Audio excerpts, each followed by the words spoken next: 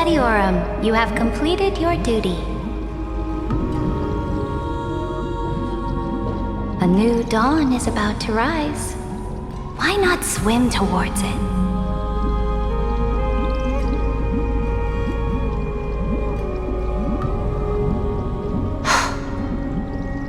You died long ago, Imperator. Depart from my mind. But your duty towards the Imperator did not die with me. That duty will bind you no more. You will be able to hold for yourself one grandiose feast after another in the endless days to come.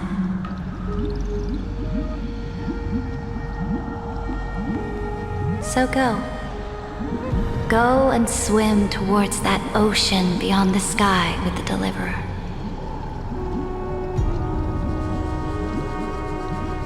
Is this? A page out of that sidekick's book. I commanded her to gift this page to you when everything finally reaches the end. What's on this page? Memories. Lifelike memories. That sidekick found me after the bloody feast 1,000 years ago and showed me her diary. I saw within that notebook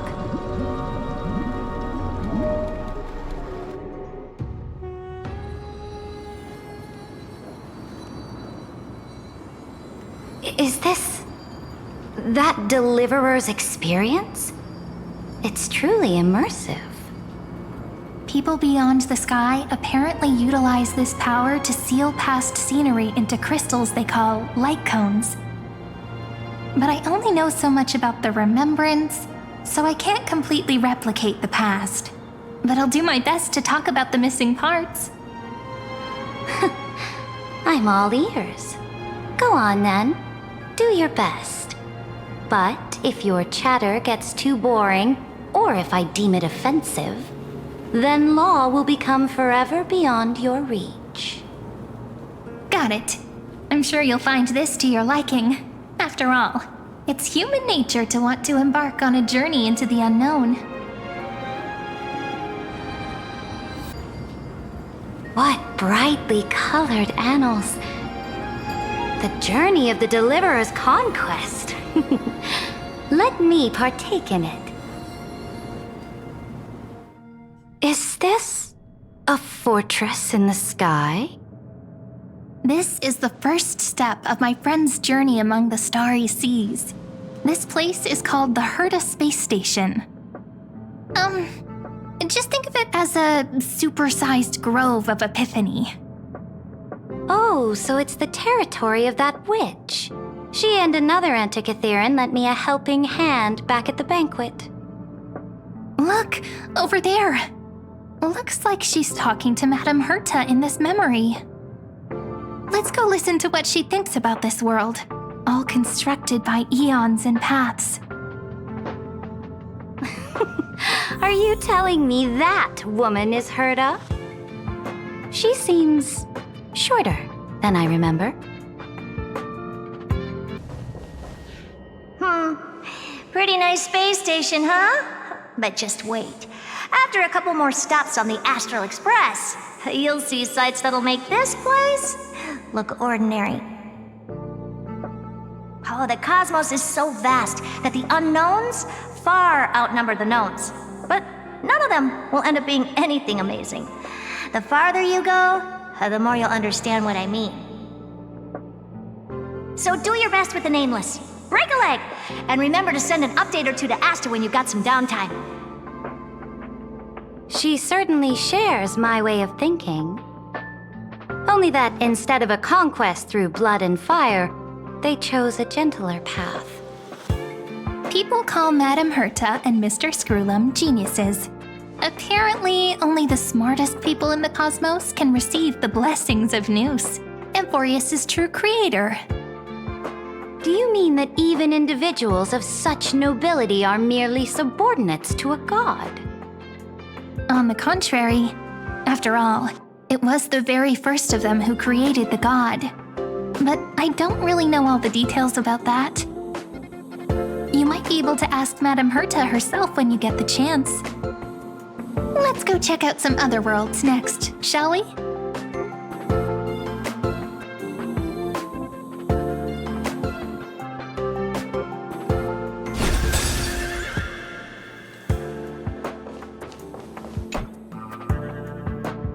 This next stop on the journey has a lot of similarities to Amphorius. A snow-covered land? Interesting. This star is named Eurillo 6. That name sounds so cold. Belobog sounds better. The girl we see here holds a similar station to you, Imperator. She's the supreme guardian of this world, a leader who took up the mantle of government during a disaster. I did not expect the Empress of this world to be so young. Well, your appearance isn't much older. The object in the distance resembles Nikador. Is it a weapon? No, it's called...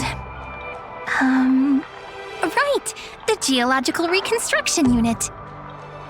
Just Georios' Titankin? Disappointing. Who's spreading gossip about me?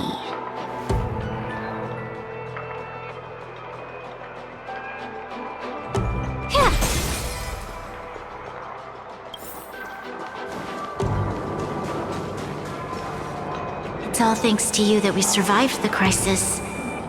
The collaboration with the IPC is both an opportunity and a challenge. Nonetheless, it's an important step in our journey back into the universe. This world was sealed beneath its sky just like Amphorius was, and they only managed to reconnect with the stars when the Nameless arrived. That IPC she spoke of, is it a more powerful organization? Yes, the IPC conquered many worlds through trade, and opened up a vast territory that way.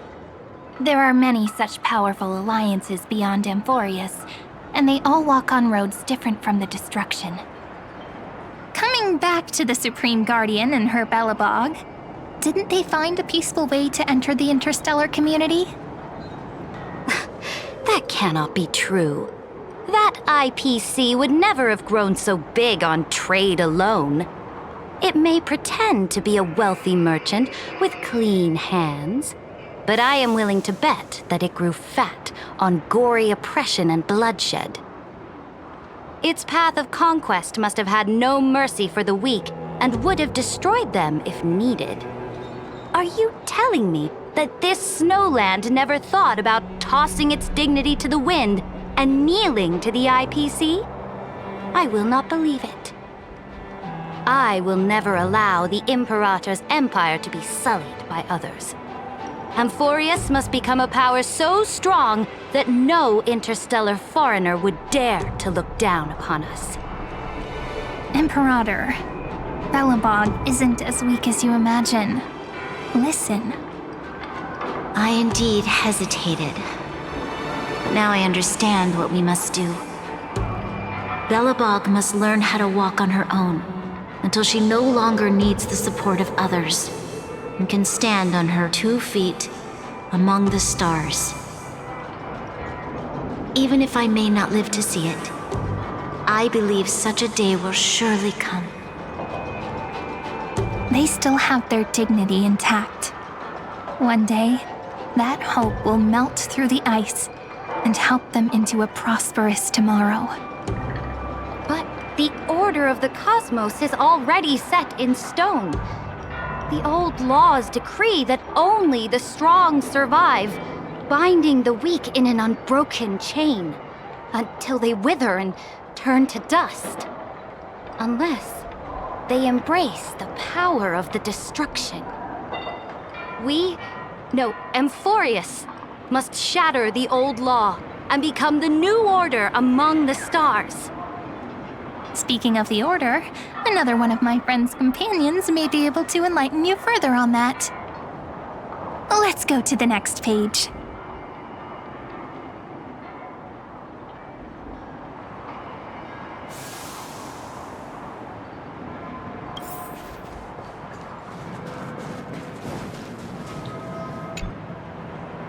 this next world is a nation of dreams. The first time I heard about that place, I didn't even know what to think.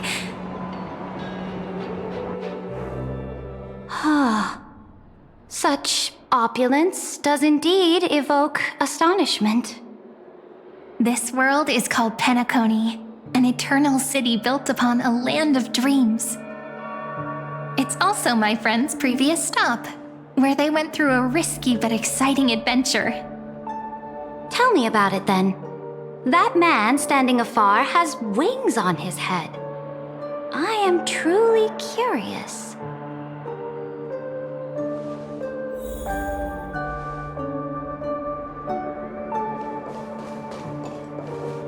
I wish to gaze upon the views of the Reverie Hotel one more time.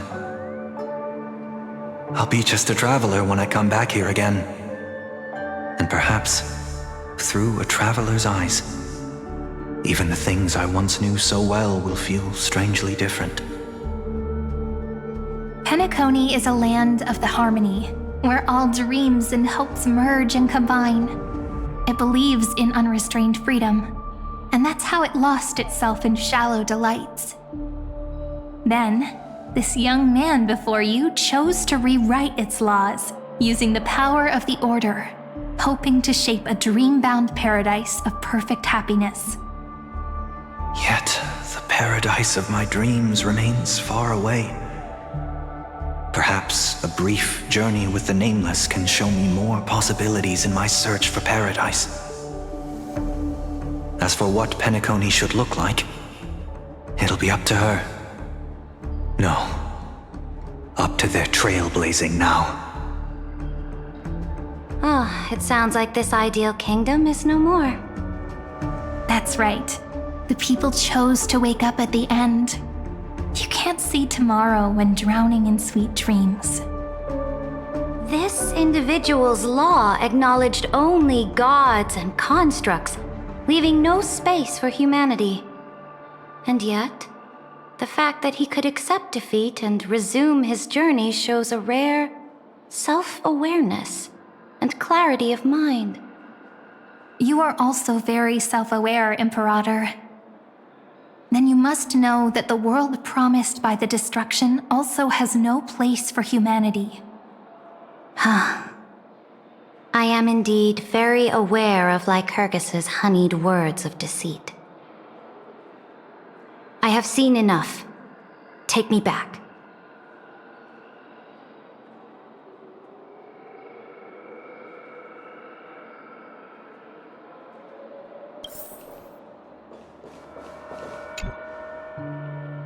Then let's wrap up this trip down memory lane with one last scene. This absolute wonder. Isn't it pretty? That's our Emporius. Our world flows and meanders in this endless band of light.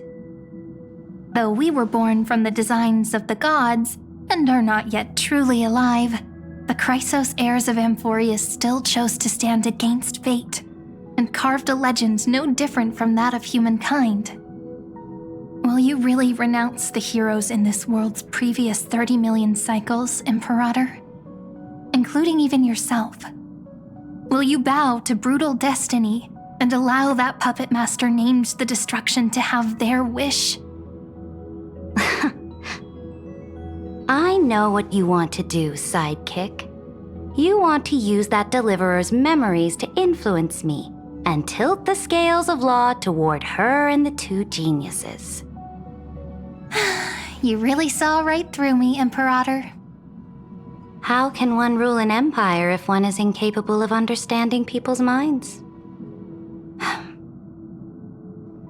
I have decided on law's final destination.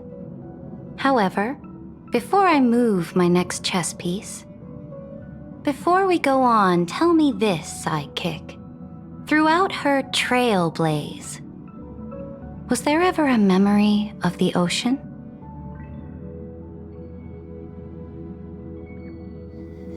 The ocean. My cradle. My home. You shall complete your conquest in the ocean at the boundaries of this world, and eternally slumber in the sound of tides. You shall eternally slumber in the sound of tides, and complete your conquest in the ocean at the boundaries of this world. Our prophecies aligned as flawlessly as a sea snake circling upon itself. An elegant loop, like a joyful hymn, like the circulating ocean current, like our two fates, like Amphorius itself.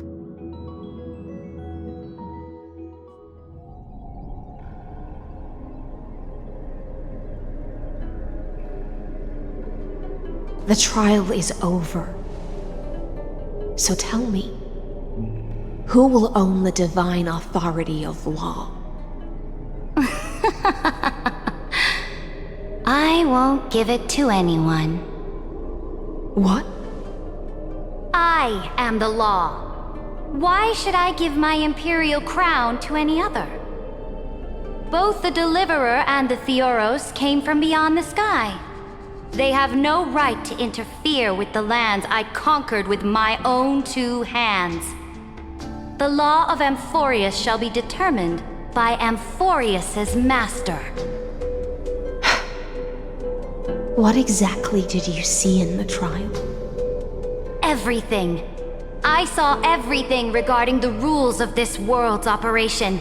I saw the laws of extrapolation that Theoros spoke of. I saw the ultimate protocol. As long as I offer a sacrifice of equal weight, I can rewrite the laws of this world according to my will. I can turn good into evil, ugliness into beauty, and weakness into strength. Fate gave me a very fair deal. One rule change for the life of one demigod. What are you planning to do? You can't guess. We can conquer the stars without relying on any power from beyond the sky. We just need to make some reasonable sacrifices. Your ambitions have already made so many people give up their lives for the law. And you're still not done?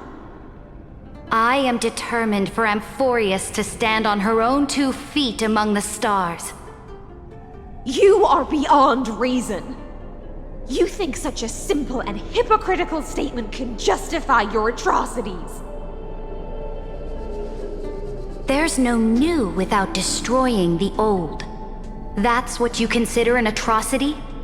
Ironic, for that is also the unchanging law of Amphorius's revolutions. Ever since the Flame Chase prophecy resounded in the distance, fate has decreed for the Chrysos heirs to ignite our blood and illuminate this dark age. People would still be puppets of the old dynasty if it weren't for my conquests. But your world doesn't seem to be any different from your predecessors. Bloodshed, tyranny, oppression. You're making the same mistakes they did. Go and see everything for yourself. Go to any library I've built. Go listen to the rumors on every street corner. Go and witness how the Imperator crushed the old laws and forged new ones. Go and see what my conquests brought to this world. I cleansed the Chrysos War's filth and mended all the conflicts left by the Arabellica. I restored Akima's might and allowed mortals and Chrysos heirs to face each other as equals in the Council. I punished all sins and rewarded all achievements. I smashed Talantin's shackles, united humankind to save themselves, and started the Flame Chase era. That's what the Imperator has done in her glorious life. So now, hearken to my final words. History will eventually forget Saridra. But it will never forget the Imperator's people or the Flame Chase era she began. Final words?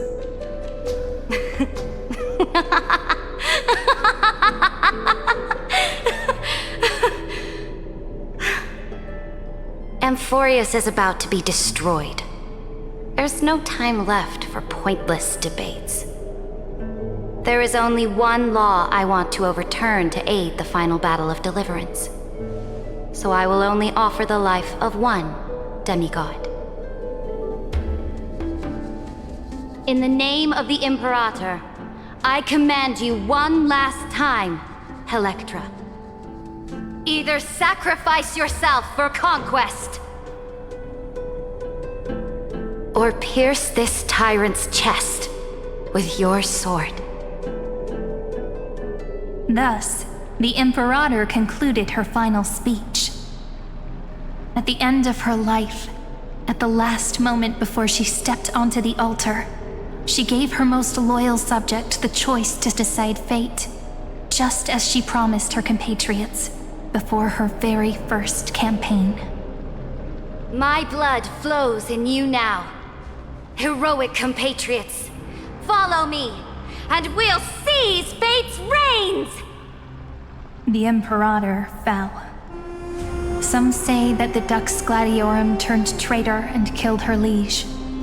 Some say that she imprisoned the tyrant in a shallow pond of water, then left. Which meant the Imperator had to kill herself to rewrite the law. There are countless stories about her death. All we can be sure of is when the knight left the vortex, the Imperator was still mumbling about their past conquests together. The beginning and the end of her existence. Imperator, wait! How could someone of your status come to the front lines? Let me be the flag bearer! The troops defending the pass to the west of the grove, have they surrendered? They ran as quickly as they could when they heard your name.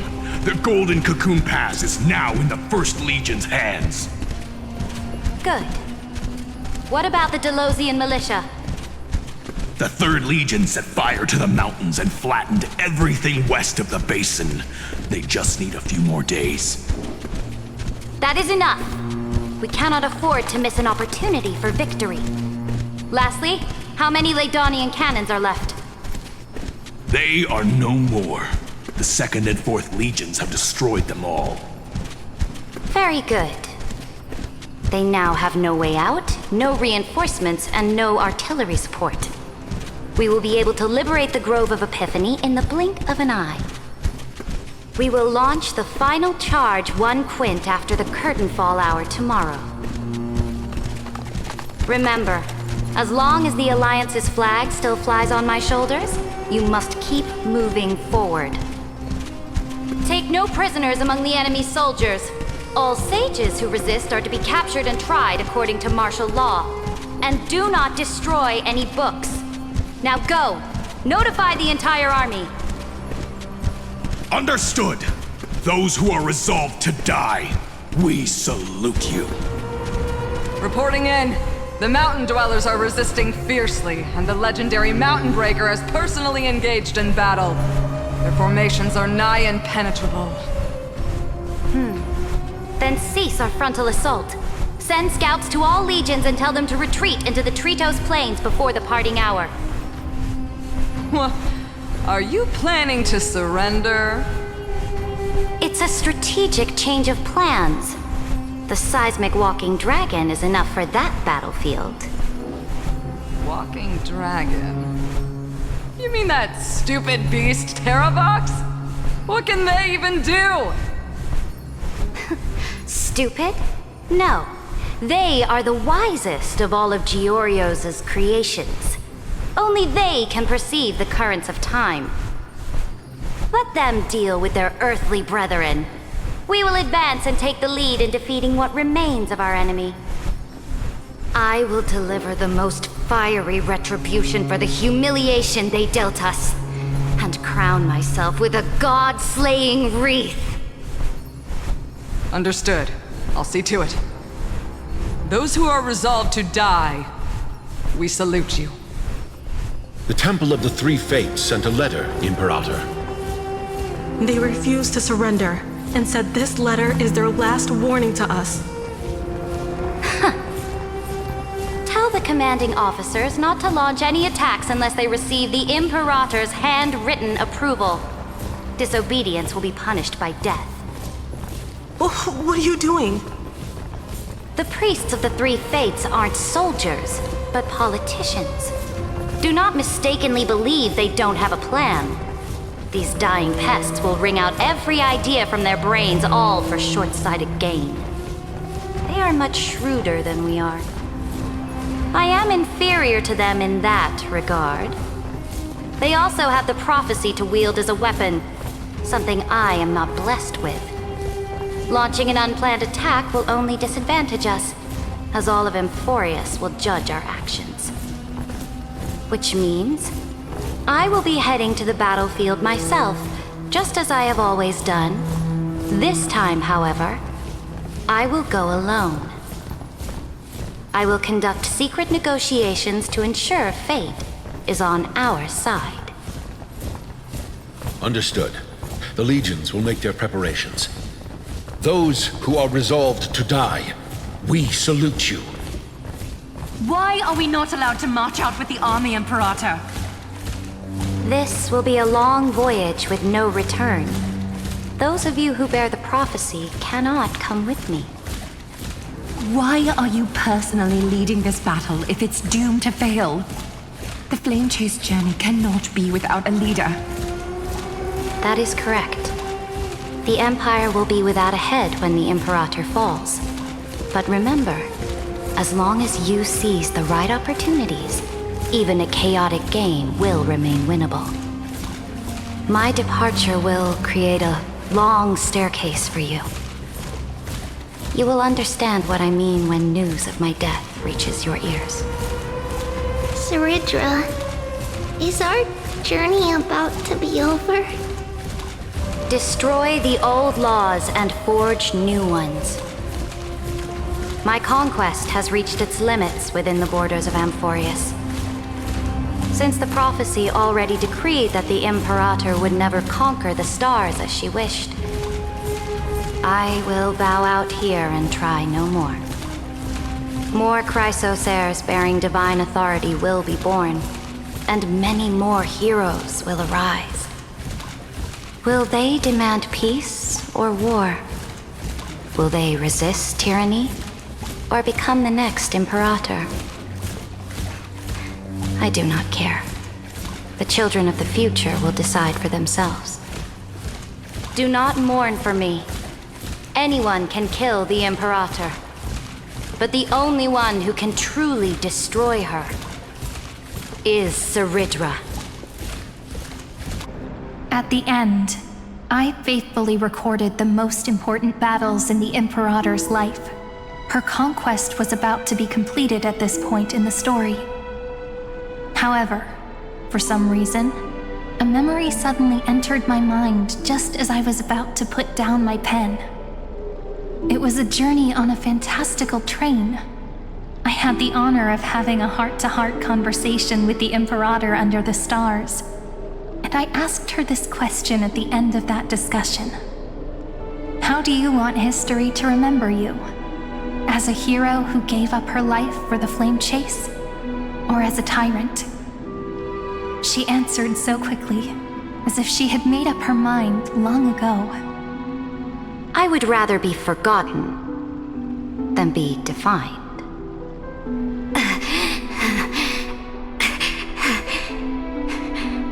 Because the law can be neither eternal nor unchallenged. And only humanity can pen laws into history's pages. Now, I have shattered the greatest law of Amphorius. The game is nearing its end. Dux Gladiorum. Even though you killed the Imperator in the previous 30 million cycles. You finally found your own law. Then, High Sealants,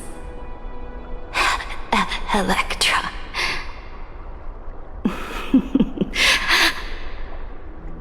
I will ask someone to deliver the prophecy's ocean at the boundaries of this world to you. Will you choose to swim into that ocean? I do not care. Do not care.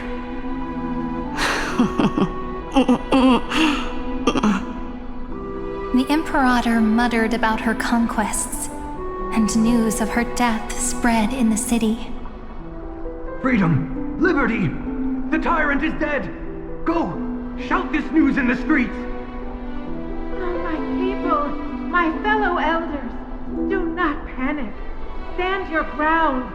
That tyrant has paid for her ambition with her life. People once cheered for my ascension, and now they cheer for my fall. No matter. I am fond of applause.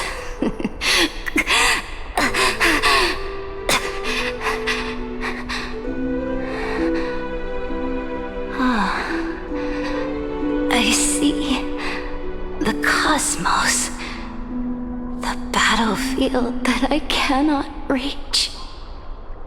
I will return in the next cycle. The stars will hear my legion's war drums, hear the great name of the Imperator. Hear Florius's Serid.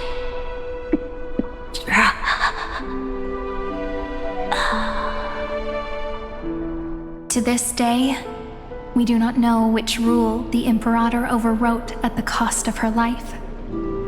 Perhaps the truth will only be revealed at the moment of checkmate, just like every chess game she ever played. We only know her death inflamed Akama.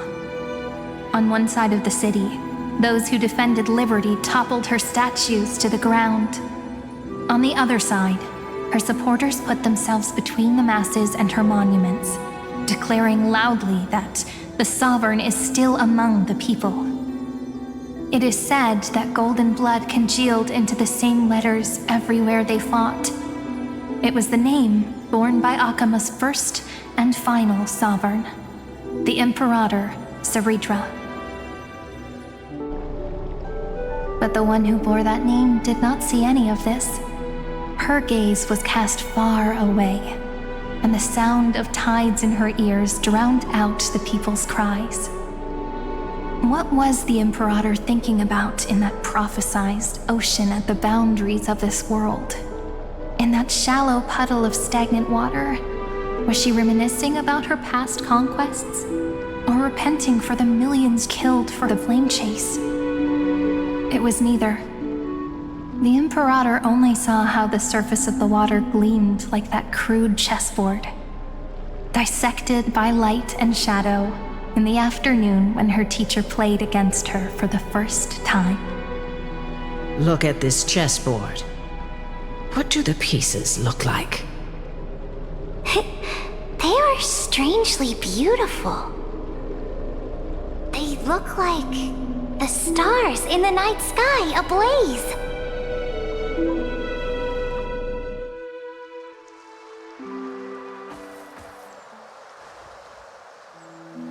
From that page emerged an ocean so vast, so pure, not a single trace of corruption. Is this Saridra? Electra, my subject. Ever since you walked out of the tainted ocean and pledged yourself to me, I have seen the abyss in your eyes and the emptiness in your heart. That was why I promised you a new ocean, where the Imperator's ambitions would serve as the currents, and loyalty would be its light. Electra, my subject. You have done your duty as my blade. The prophecy has now made its final decree on the road I intend to walk. My conquest is doomed to never reach the stars. But the Imperator never makes empty promises. So take this memory, this ocean, beyond the sky, as witnessed by the Deliverer. This is the final gift that the Imperator can leave for her subject.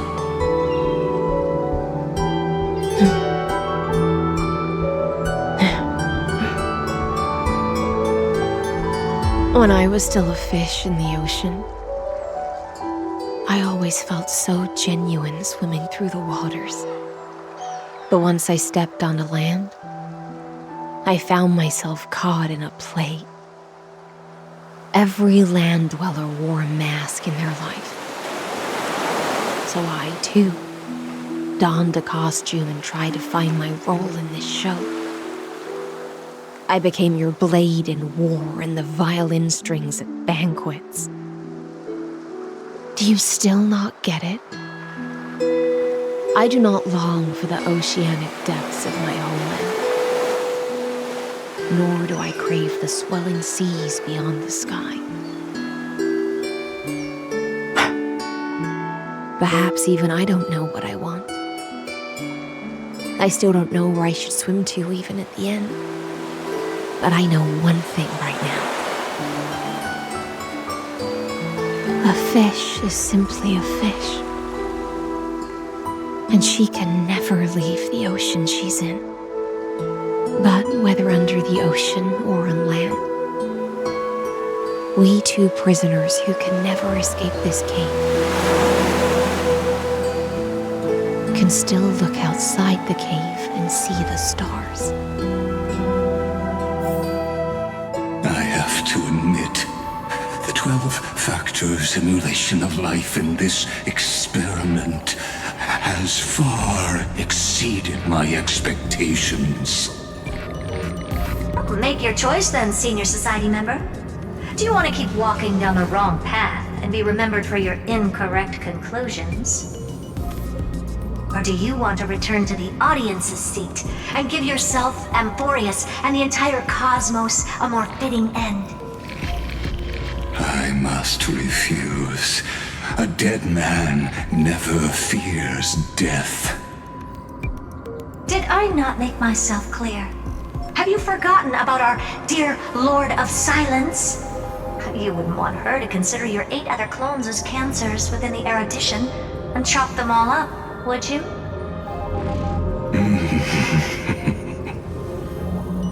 Your logical deductions are vastly different from mine.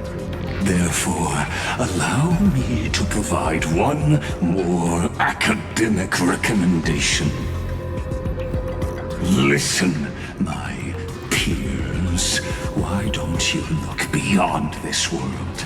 Just as the Chrysos heirs did. Re-evaluate your calculations and take into account all enemies in the upcoming war among the eons. Amphorius is not a place where 3 paths entangle, but where 3 paths fight to the death.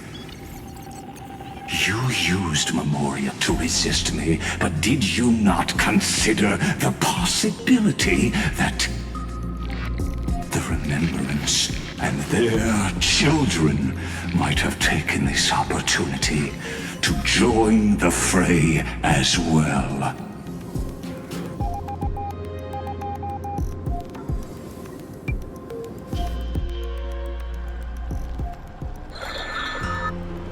Oh, So this isn't just silence.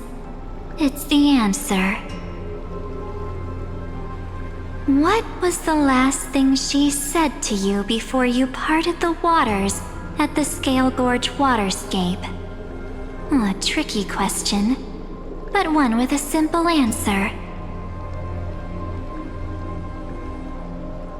She didn't say anything back then, right?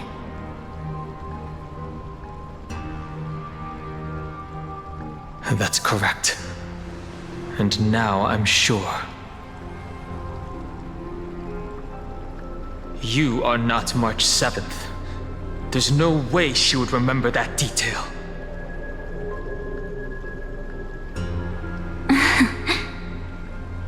I'll only warn you once. Leave her body now. How impulsive. That's not like you at all. Why don't you calm down and think about another possibility? I didn't take over March 7th's body. Rather, it's March 7th who regained my memories.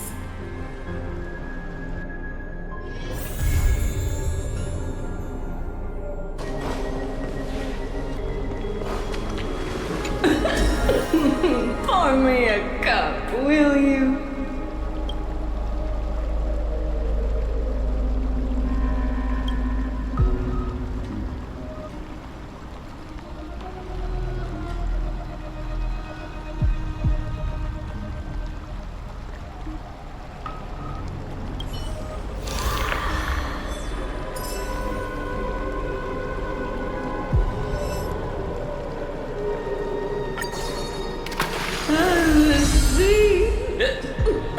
The sea is right here.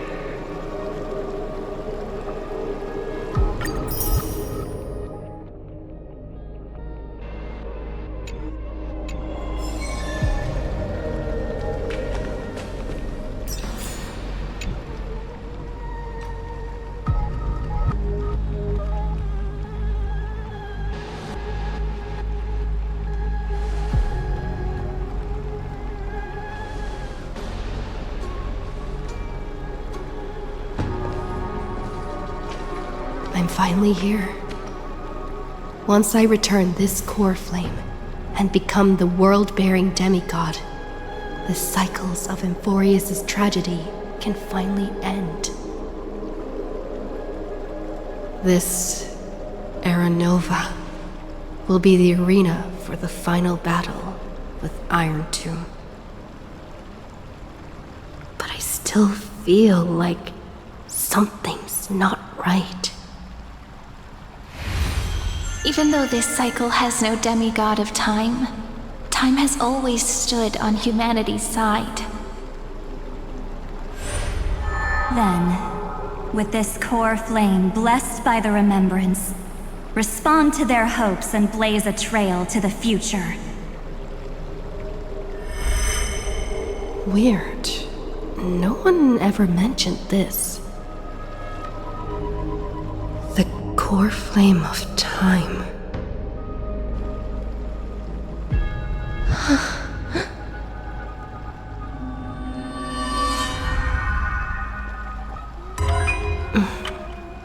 When did it get returned?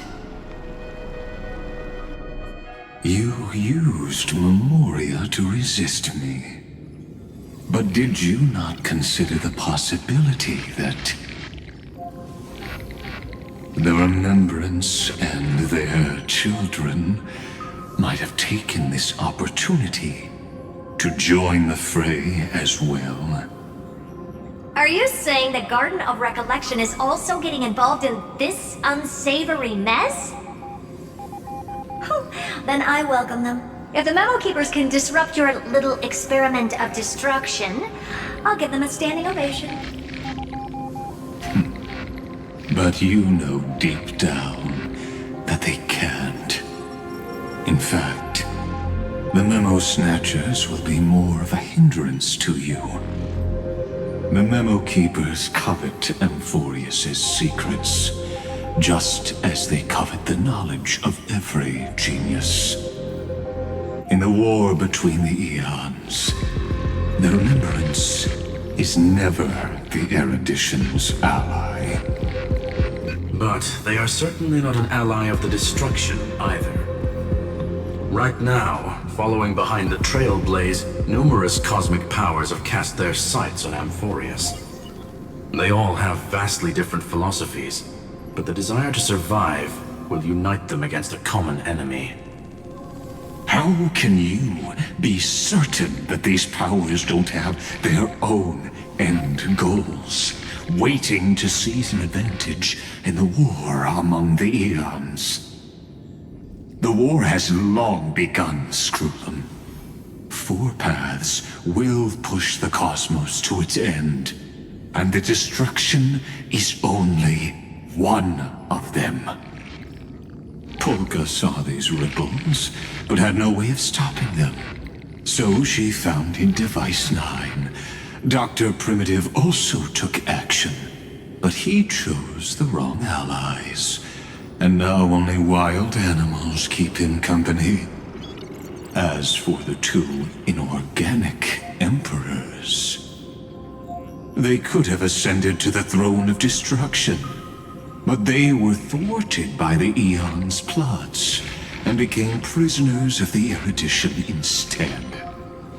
What's interesting is, while the second emperor had a body made of flesh and blood, he considered himself an inorganic being. Guess who was the one who influenced his thinking? We have no interest in chatting about the past with you. Logic, you are stalling, which means you feel trapped.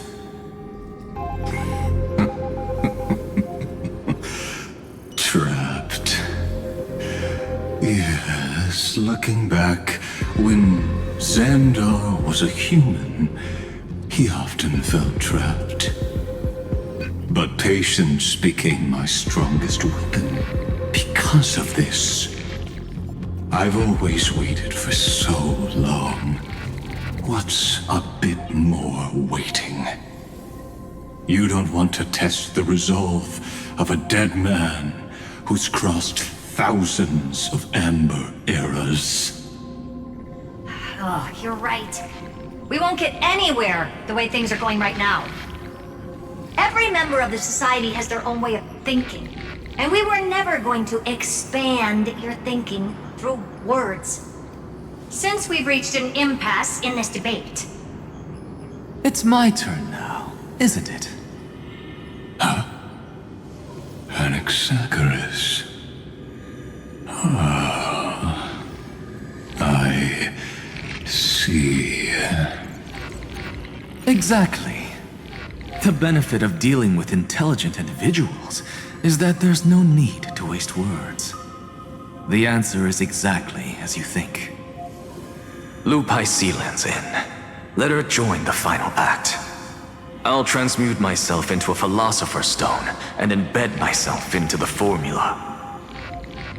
And when the time comes, she needs to shatter me and scatter that stone's ashes into the ocean within the vortex. So what exactly does your formula do? Now that would spoil the climax, wouldn't it? I have 10,000 ways to torture an anti-Catheran. And in the flame chase journey that she experienced, the previous me already discovered the optimal solution. Just as that Titan made themselves at home in my brain, I can also fuse myself with your avatar through alchemy. I didn't know until I tried it, but this is simply brilliant. I can flip through a genius's databank like reading a book.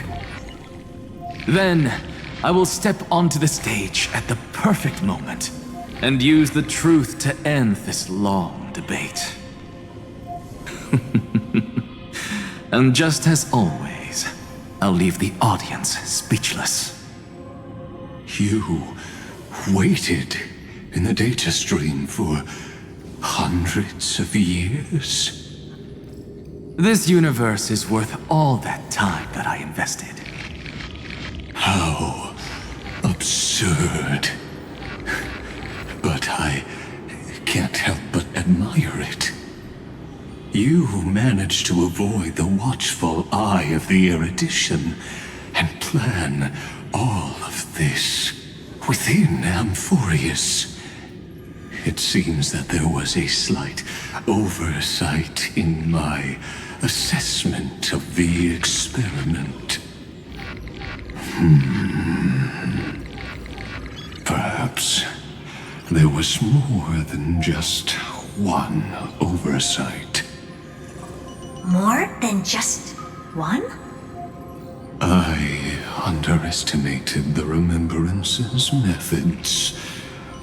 A third party is about to join our discussion. Still haven't noticed it.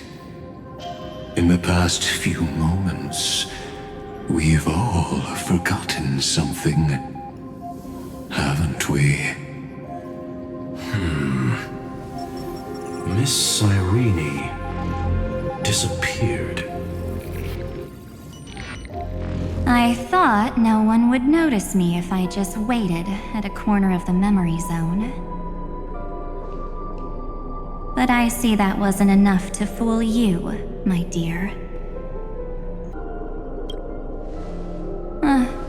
Looks like you're no longer that surprised to see me, even though I am an uninvited guest. Only you can see me right now. I only exist in your cognition, so that way, other people can't interrupt us.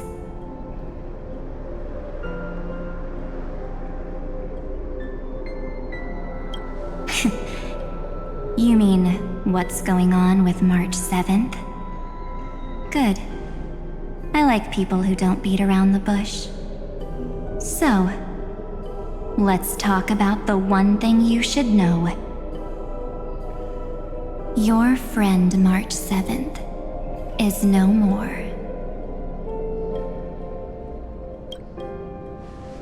Yep, no more. March 7th entered this world long before you and Don Hung arrived at Amphorius. She embraced the path of remembrance to save you two, and burned away like a lone candle in the fog.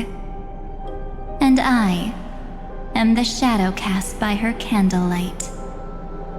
I've been hiding within the cracks of time all these years.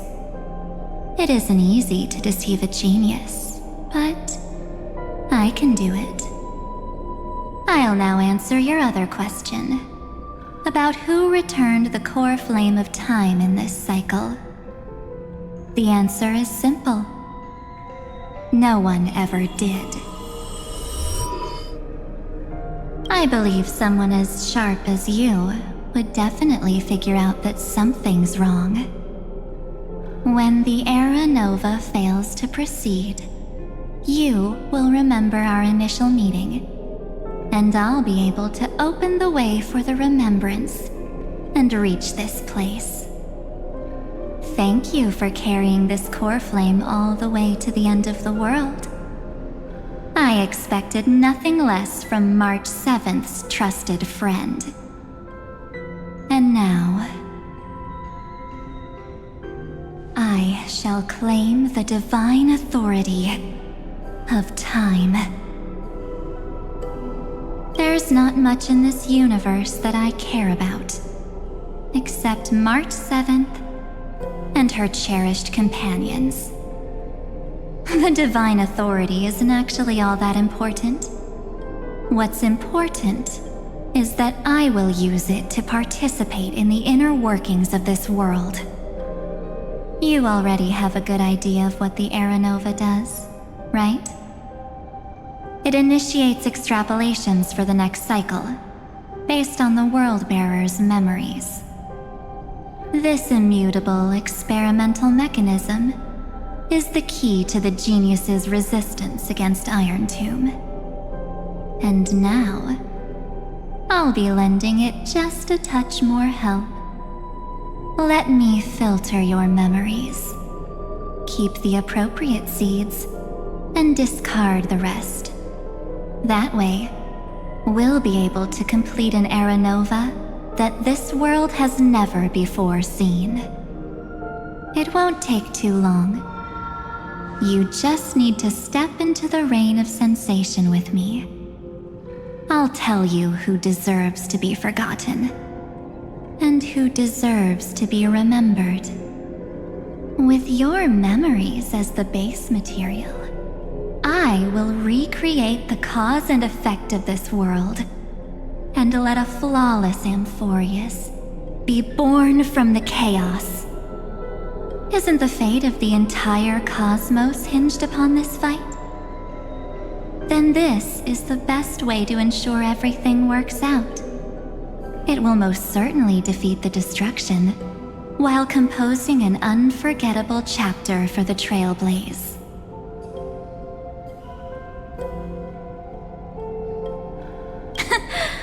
I'm not surprised at your answer. But I don't need your trust right now. If a new life is to be born, its seed has to be dead.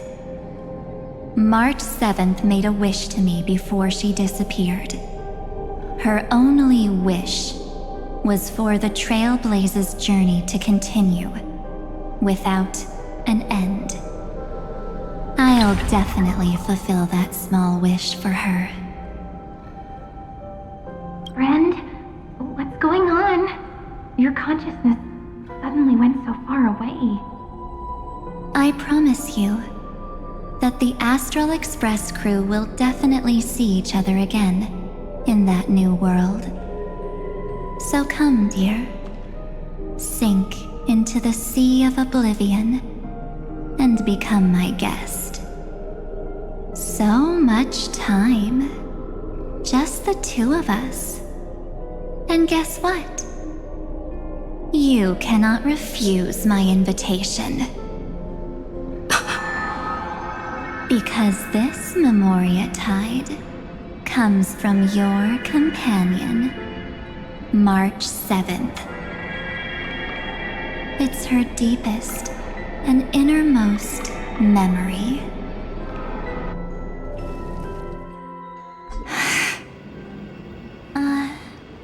Well, I'm not actually all that surprised. I saw you ages ago, after all. It was on that night when a certain knight of beauty dropped by uninvited to the Astral Express.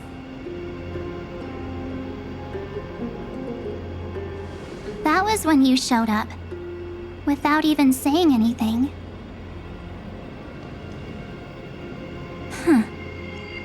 I see.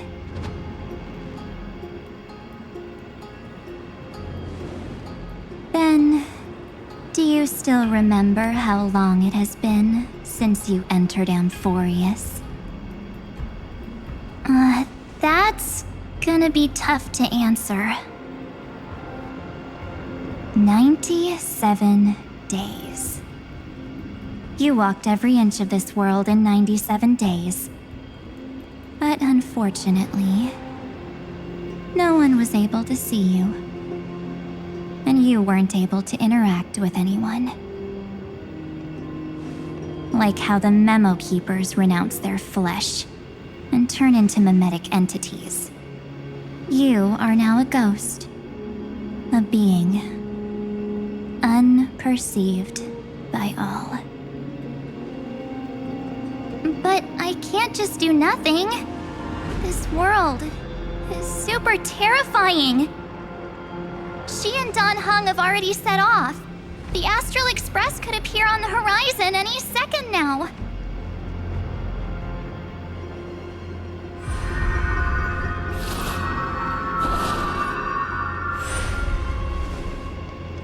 And they too will become this place's victims.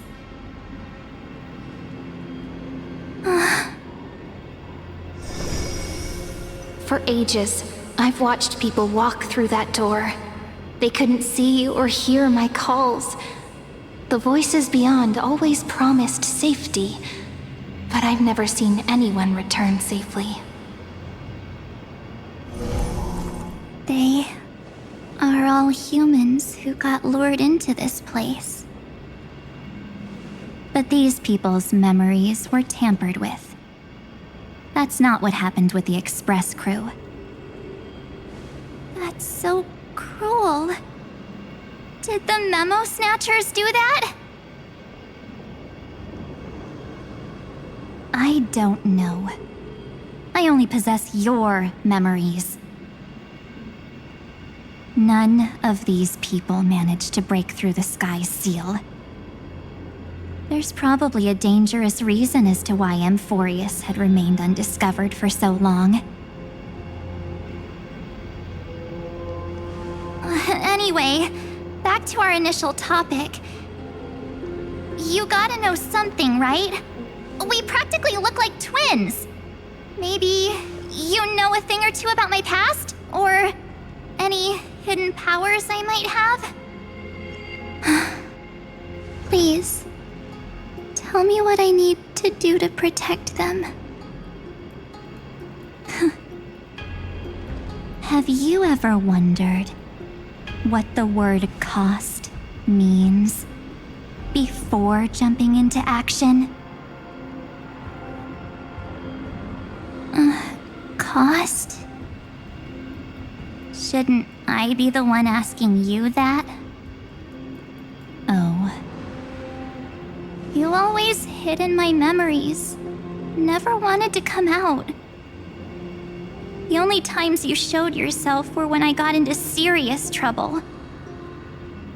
That's because you also don't want to get discovered by the Garden's observers. Am I wrong?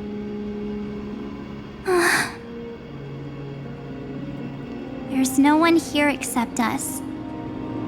If you help me, then I'll help you.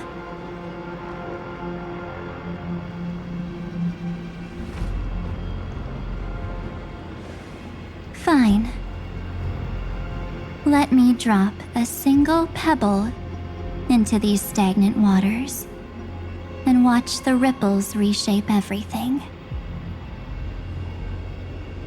But you must polish this pebble with your own hands, and it will require all of your memories. What will I turn into after that? Maybe you'll turn into a guiding light. Or maybe you'll be reduced to dead embers. I can't guarantee that you'll remain the person you are now. Inside you is nothing but an Evernight. Even I can only catch a tiny glimpse of it. If this is the only way, then I don't see why I should say no. Besides, the mastermind behind the show is about to find us. Apologies, lost young lady, but I simply cannot allow you to keep acting as you please. So, he can't see you, huh? As expected. Or maybe he's seen through our true essence. The Garden of Recollection's methods are puny party tricks. But you... how did you overcome the ultimate protocol? Looks like we don't have time to keep talking this out. That's right. Some opportunities will never come again. Then, let's do it. Offer up all of my memories. Cast down this pebble and let everything in this world be swallowed by the torrents of oblivion.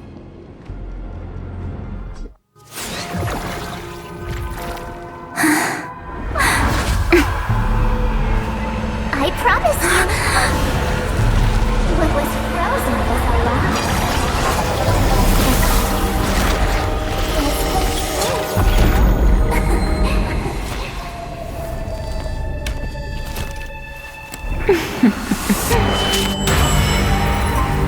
Now, let's bring the true Evernight to this world.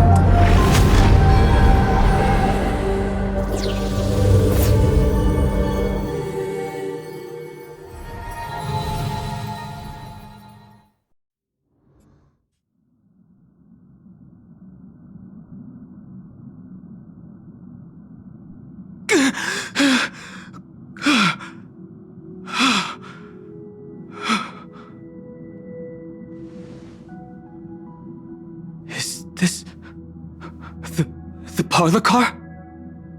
Am I back already? But why don't I remember anything about my journey back? Something doesn't feel right. Think back to when she and I separated. It will take time to uncover the reason. Before then, if one of the Nameless is willing to stay and witness the fate of this world, or to push it along when necessary, it would be of great assistance. This is goodbye then, Lord Donhong. Thank you, Guard. I hope that all of you will be able to overcome this disaster. But I can't remember anything after that, no matter how hard I think. Where's Sunday? Did he not come back with you? He stayed with Madame Herta. They wanted to try using his tuning to help support the genius's thought hacking. Is that Himiko's voice? And Mr. Yang? Oh my. That was Herta's suggestion? It's hard to imagine she'd borrow the power of the harmony. No, it was Sunday's suggestion. Herta initially refused. But she changed her mind after Xandar's identity was revealed.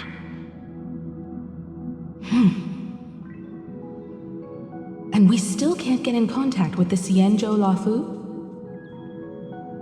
I'm still trying, but this place is outside the interastral peace communications coverage zone, so there's a limit to what we can do.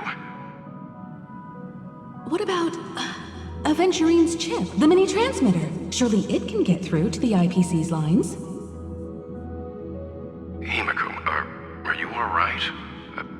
I've never seen you this anxious before. I'm all right. I'm probably just tired. Let's focus our energy on the kids. Now's not the time for distractions. Right. Unfortunately, I left that chip in the dreamscape when we departed Penacony.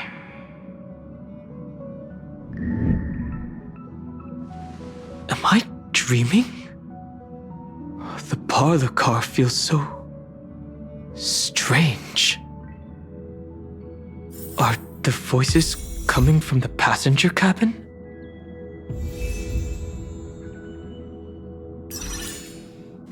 Those two passengers have to return safely.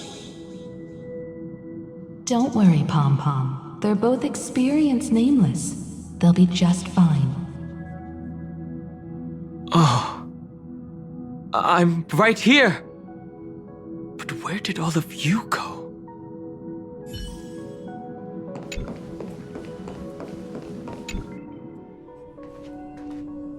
It's hard to believe that their car is still floating in the vacuum of space. That's why the Express wasn't able to receive any landing signal.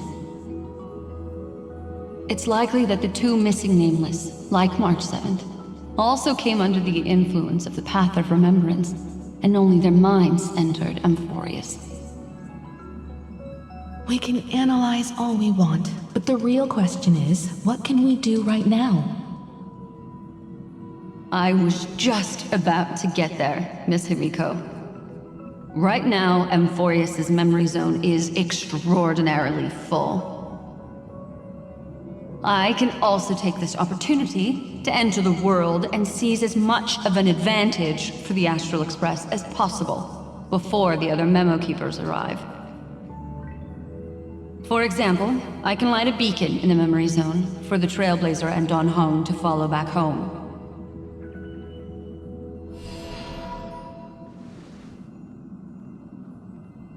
March's room. I haven't heard a single peep from her this whole time. March already wasn't feeling very well when she and I set out. Even if this is a dream, I should still check on her.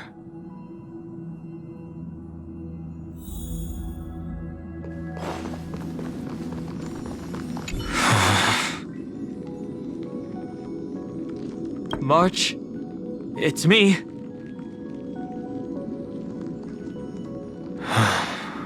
Well, there's no other choice. Sorry, March.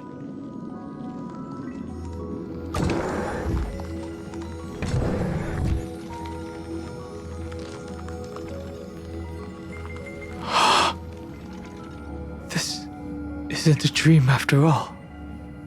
Based on what Madame Herta said, Don Hung should already be on his way back.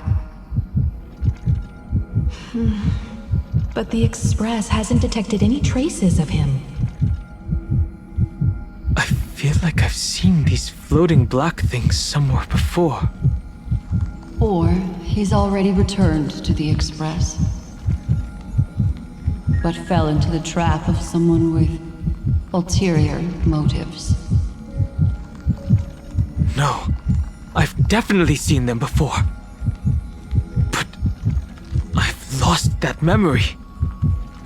The Memo Keeper's mimetic entities are truly everywhere. Don't worry. Normal Memo Keepers can't do anything to that little dragon.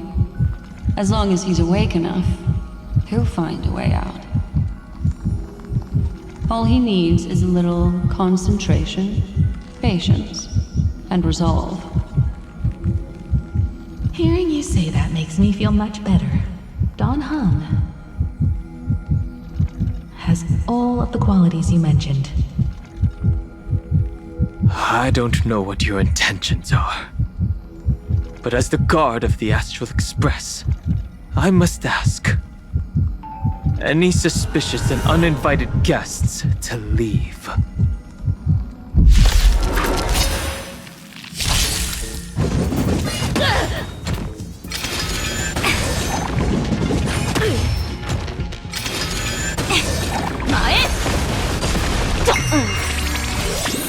Can you find the answer? Converge and awaken! Strike air! Mae! Exit! Fiber!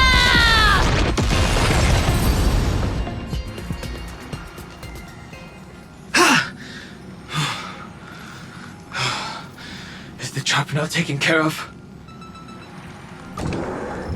Don Hung! Miss Himiko! I'm back. Even if it's just through a spirit warp jump. You could hear our conversations? Yes. It was thanks to your voices that I could pierce through the memorial barrier. Although, it was not a wise decision to let a Memo Keeper of unknown origins board the Express. Can't argue with that. Miss Black Swan has been on the crew's side ever since things started going wrong in Amphorius. We can trust her. So many baffling things kept happening one after another. I don't even know where to begin. I wish I could have returned with better news. Don't blame yourself. You're all safe and sound, and that's good enough for me. Are she and March 7th really safe and sound? As a matter of fact, while you were on your way back, Amphorius's circumstances changed once again. And these circumstances have something to do with the two you just mentioned.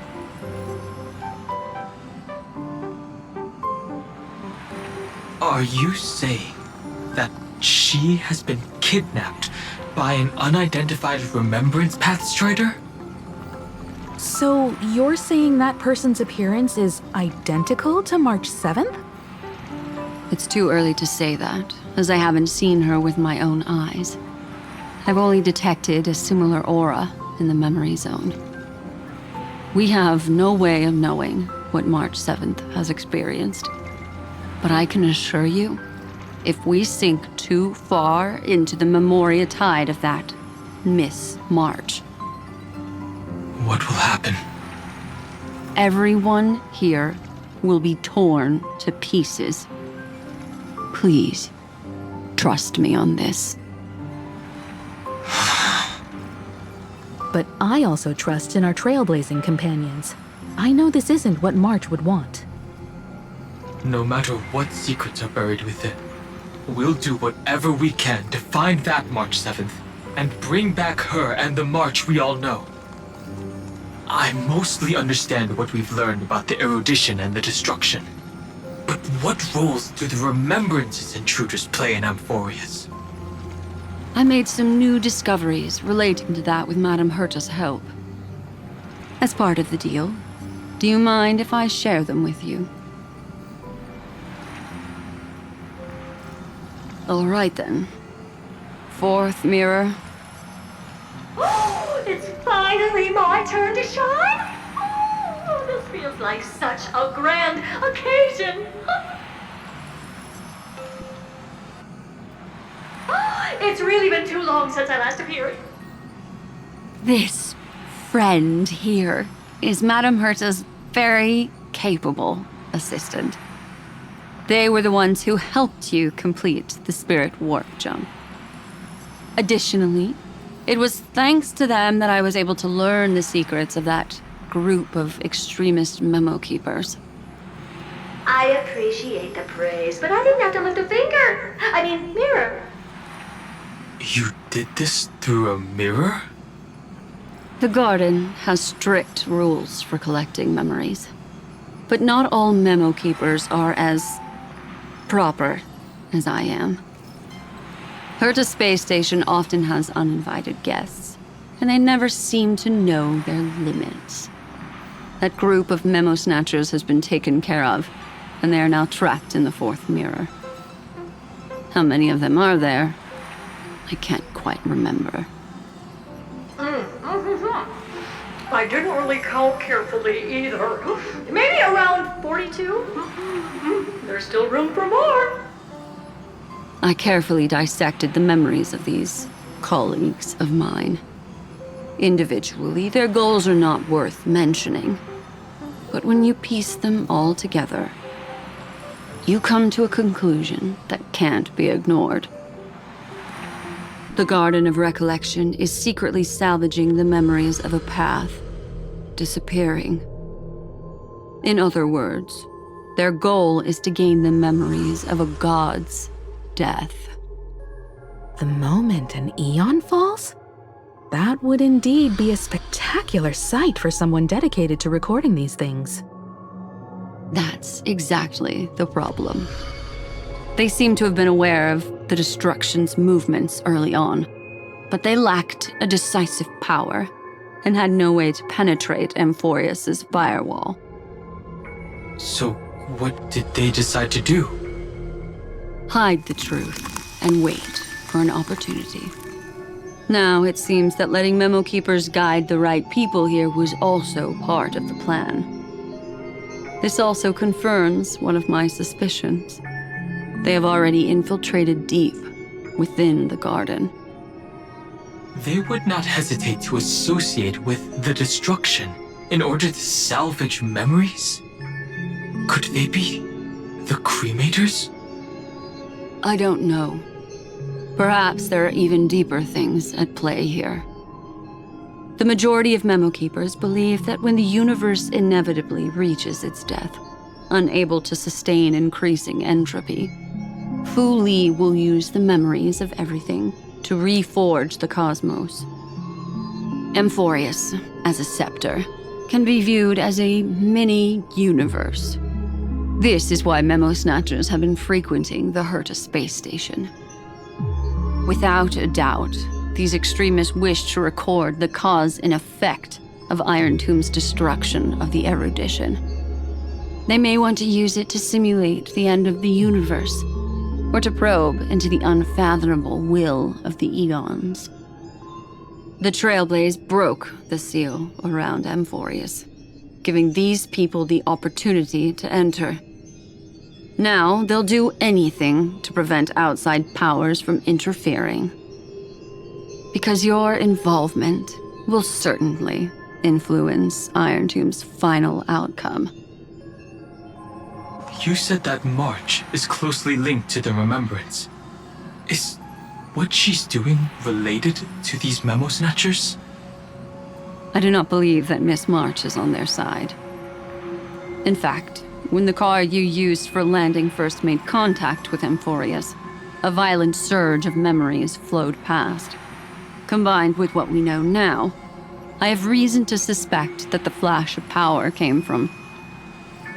March. Exactly.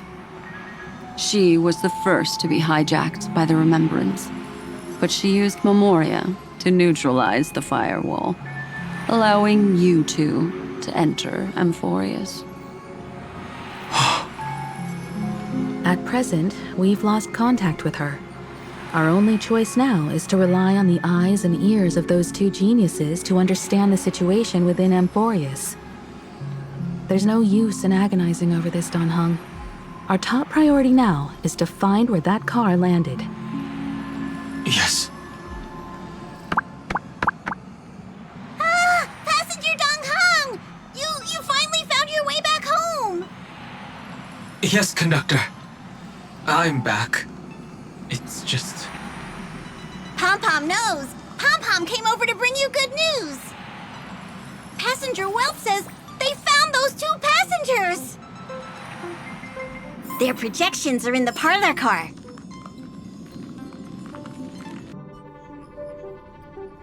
Welt. And Mr. Screwlum. Himiko, you seem to be feeling much better now. And Dan Heng, it's great to be able to talk to you. Once again, we owe Madame Herta a huge favor. Madame Herta doesn't care much for favors, but she'll be happy to receive everyone's praise. Back to the topic at hand. Mr. Dan Heng, we did a sweep of the area surrounding Amphorius' celestial body for organic signals, and we finally discovered the bodies of you and Miss Trailblazer. The two of you were very fortunate, as there was something protecting your bodies. All vital signs are still present, and your functions are all intact. Was it March protecting us? Our preliminary determination is that the bubble enveloping you two in the vacuum is made of a substance similar to Memoria. Conjecture. This substance is connected to the lost Miss March. It will take some effort to bring your bodies back to the Express, so you should get some rest first. Have we completely lost contact with the inside of Amphorius? There have been several unforeseen circumstances. We broke through Lygas's firewall after the law was amended. But now Amphorius is enveloped by the fierce path of remembrance, once again cutting off all channels of communication for outsiders. So we have no way of contacting her. If we take into account the difference in the flow of time, every minute we delay here could be a year of waiting for her. Dan Heng, what are you thinking? If it was March who helped us get past the firewall initially, then does that mean only she and I have the travel permit for Amphorius right now? That is a logical inference, Mr. Dan Heng.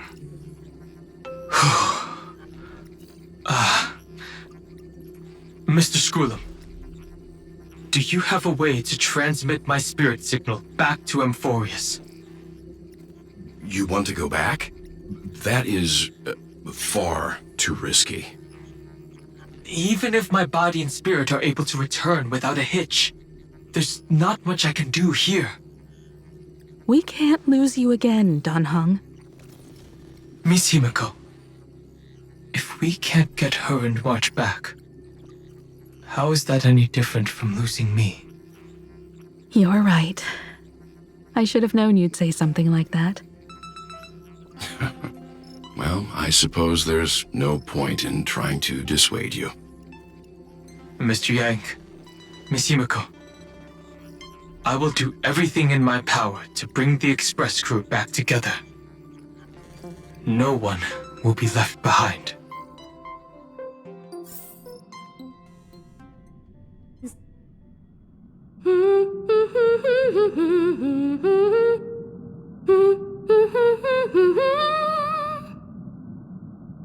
You may notice a hint of sweetness in the air. That would be the fragrance of the 7-colored bath salts from Marmorial Palace. A truly splendid journey, if I may say so. With the Era Nova now complete, you have granted the hero the perfect conclusion.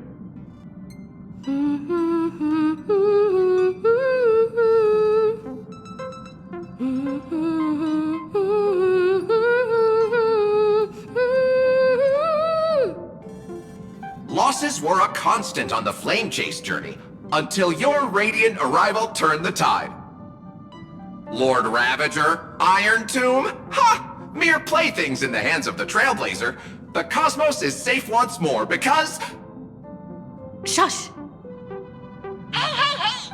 Incoming train broadcast! Attention all passengers!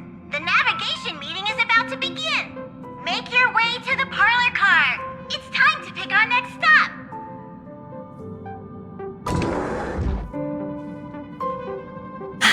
Perfect timing. Let's head to the meeting. I'm wide awake and feeling great.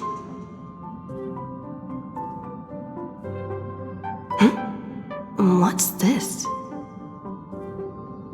Who left this note? Strange. It's like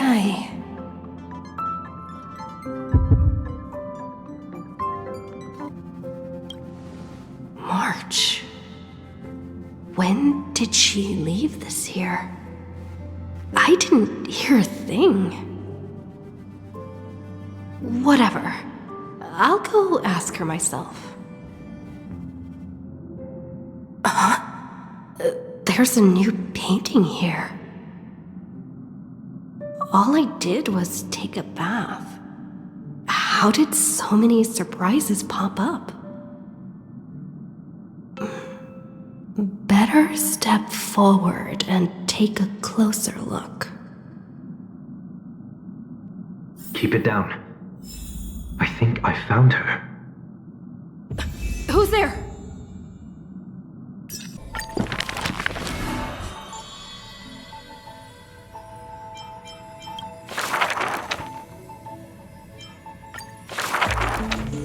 Back then, the tides of the Chrysos War had not yet engulfed this city-state of Talantin.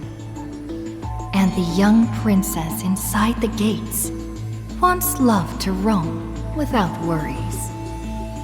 She snuck into forbidden grounds while the servants were away, but was shocked by what she saw on that day. A chessboard, a stack of pieces, and a strange woman. The board dissected by daylight and shadow, the pieces polished from rough stones uneven. Fancy a game? If you are my match, then I'll call you my friend. The stranger's voice was husky and coarse. If you can beat me, then I'll call you my teacher. The princess proudly retorted. Despite the bravado, the princess had never touched chess. The defeat made her study in earnest, acknowledging the other as a teacher.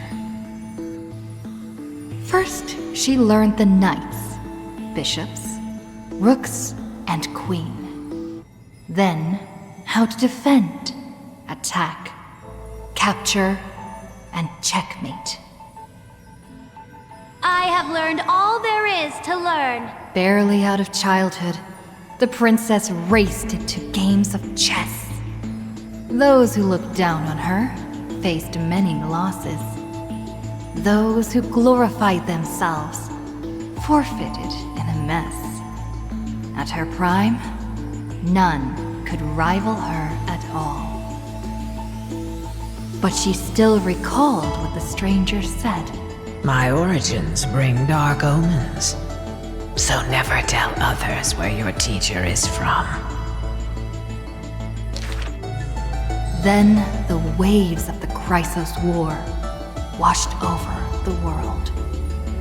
The Achaemens welcomed a ruler. She was deemed Imperator and loved to play chess with herself. She regarded all things as pieces, whether Chrysos heirs or Titans magnificent. Before every god-slaying campaign, she thought of the stranger from her childhood, as if that woman had always lived in her mind. Isn't it lonely to play chess against yourself? The princess did not understand at the time. But now, she who bore the crown finally realized. The flame chase's beginning was like fuel being tossed onto the fire. And in the unending road of marching banners and war cries, she finally had time to meditate. There were often jesters behind the king, curious about her past in her old city, lost to time. One claimed the Imperator was cruel, executing her own teacher. Another stated the Imperator was biased, learning from an enemy hostage. Many such rumors abounded, with no origin found. No matter. That was indeed the criminal sentence I read out. The Imperator stated evenly. My teacher was an enemy hostage whom my elders had imprisoned. Her state betrayed our alliance and must be executed according to law. But she taught me chess, so why can't I chisel the word teacher on her tombstone now? When the princess personally cleaned up the possessions of the dead, she caught sight of an incomplete game on the ground. The stranger's hoarse chuckle still echoed in her ear, laughing at the eternal fate of imprisonment, and at how the one facing her was the princess of the enemy. Is this your final game for me, my teacher? The princess imagined the endgame over and over. Even when she took the imperial crown, she still dreamt of the black and white board. The concealed truths suddenly dawned on her during a more difficult contest in the future. An unfinished game might be the opponent's lifelong barrier.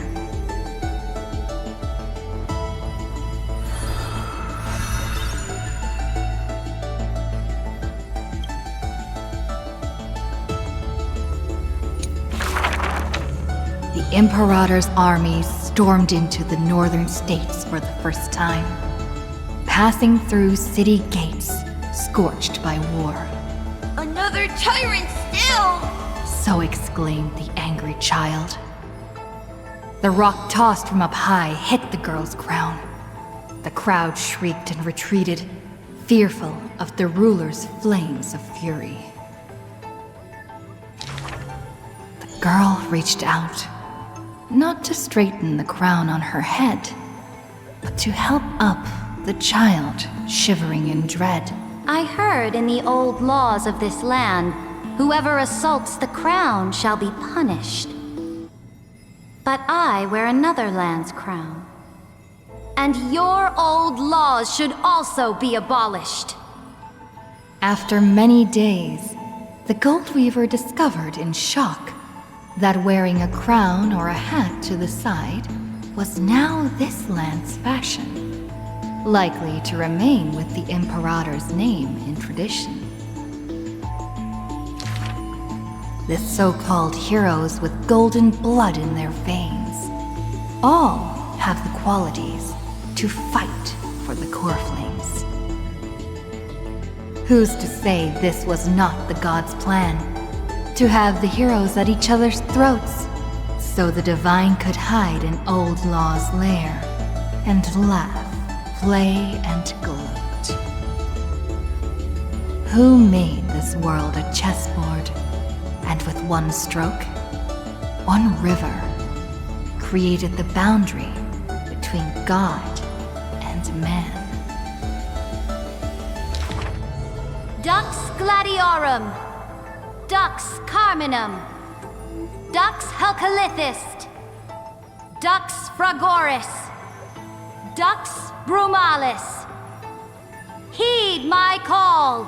The girl stood before a mighty army with her scepter.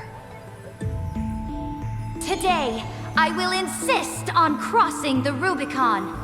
Gather the might of all heroes and begin the journey to slay gods!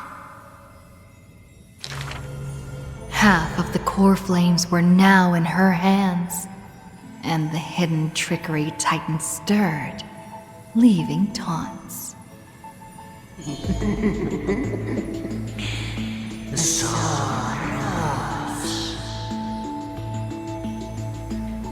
The Imperator summoned the heroes to discuss, finally stopping after much hesitation. As they had already pinned down the bones of Earth's beast, they let that thief live for a bit longer in bliss. The warrior of the fractured blade laughed boldly. Our sovereign is good at open strategies and struggles with trickery. But where is that live fish? The Imperator replied with a chuckle. Her? She probably disliked the scent of cats and submerged herself in the baths. The years spent with her dukes didn't seem too far distant. Yet, only after the end of many wars did the heroes discover how the Imperator's form walked more and more alone. The road of a ruler is a lonely one. One day, we'll only be able to see her retreating form. The Swordmaster of Singing Waves was worried too. When all others had departed in intoxication, the two of them gazed into each other's eyes, towards torrents deeper than their fates, and sank into profound silence. Drink one more cup with me, my dear follower. In the end, the Imperator first broke the silence. When compared to the taste of salt and blood, I sometimes miss your ambrosia. About the destruction about to be born, and the eternally occurring extrapolation. The Antikytheran spoke of all this in words unceasing. So this is the old world I must fight against. The girl's expression bore no sorrow or tragedy. Instead, she looked more solemn and ready than ever. Whoever stated that two kings could not meet face to face in chess? I am the sovereign of Akama. I once faced the gods. So what do I have to fear about the laws hanging behind such gods? I will chop up the old laws and let them be firewood for the new. No matter the cost. That was the Imperator's lifelong conviction. Never changed, always persistent.